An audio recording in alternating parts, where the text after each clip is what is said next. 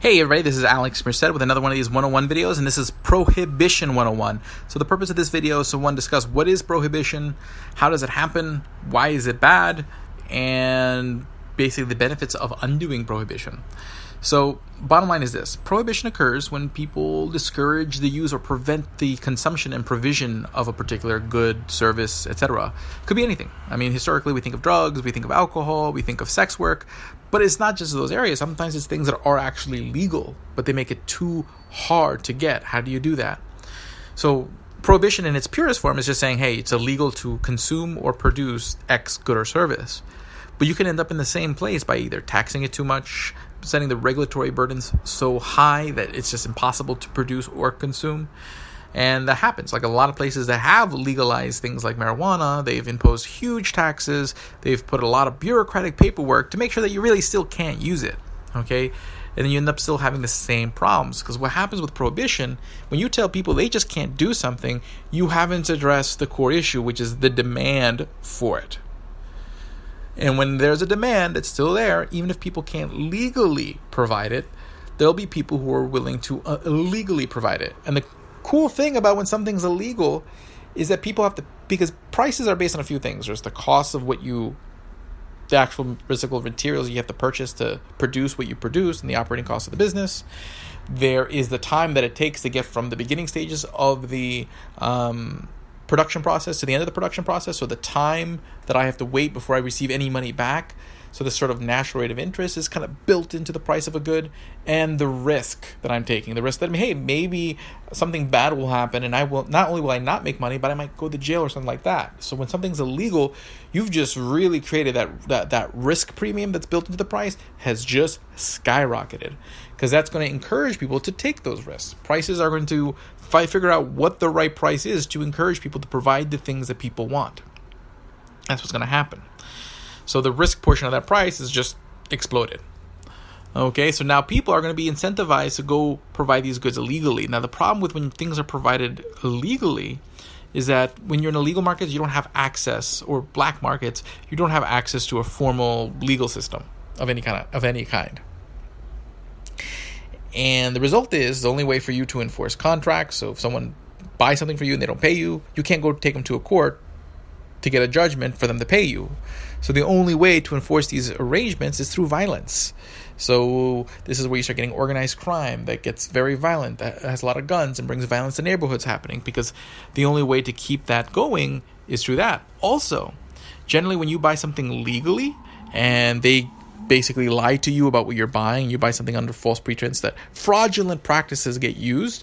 Since you have access to a legal system, you have recourse to damages. Okay, you can be like, hey, you said you were selling me orange juice, and this orange juice is laced with arsenic. I want my money back, and I want damages, medical costs, all that stuff. You can do that. You can't do that in black markets. So then what happens is that quality control is really poor. You're more likely to get drugs that are laced with something because there's really little recourse. You just overdose and die. So you end up actually maximizing the social ills of that thing you've just prohibited, because a lack of quality control is going to lead to more bad outcomes. So let's recap. You make something illegal either by making it outright illegal or regulating it, taxing it so much that it's pretty much unattainable. The result is you end up with black markets that increase violence, reduce quality control, and at the same time, people then have to be secretive about their consumption of these goods and services, which makes it harder to kind of see the extent to which these things that may be socially good or bad exist. So it makes it hard to deal with or measure or monitor. So you have all these problems. And oftentimes this also just creates all sorts of social tension, because what's going to happen is a lot of these organized crime syndicates kind of things, they're going to basically get their labor from the people who want to lift themselves up the most. So they're going to go to poor areas to seek people to work, because they're, the risk is worth the reward when you're starving. So then this creates tensions. This creates further tensions between poor neighborhoods and rich neighborhoods, and this, which then leads into prejudice, as basically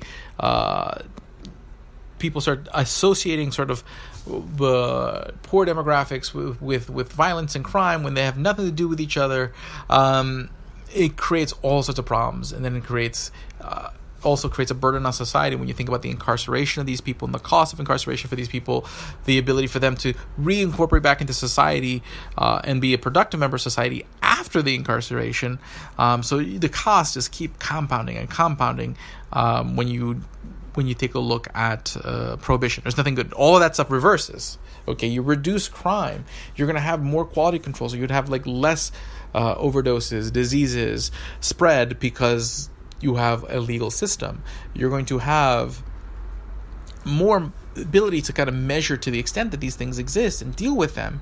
You're going to have also less costs of incarceration and whatnot, which goes into the whole question of, what is the best way to deal with is incarceration, is punishment really the best way to reform people? Should the justice system be reform people? But that's a different discussion for a different day.